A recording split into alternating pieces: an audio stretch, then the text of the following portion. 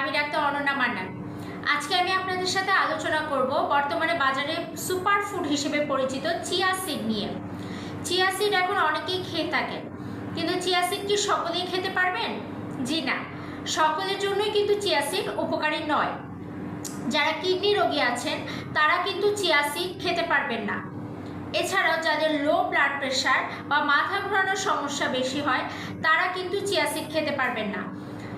Chia seed আমাদের রক্তনালীকে প্রসারিত করে দেয় এবং এর ফলে ব্লাডের প্রেশারটা কমে যায়।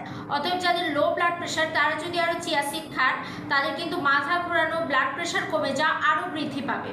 এছাড়া যারা ডায়াবেটিক রোগী আছেন তারা যদি স্বাভাবিক খাদ্য তালিকার সাথে অতিরিক্ত হিসাবে চিয়া সিড খান, অনেক ক্ষেত্রেই কিন্তু ব্লাড গ্লুকোজ বেড়ে যেতে পারে।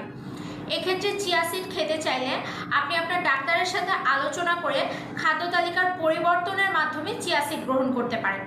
আশা করি বুঝতে পেরেছেন। ধন্যবাদ।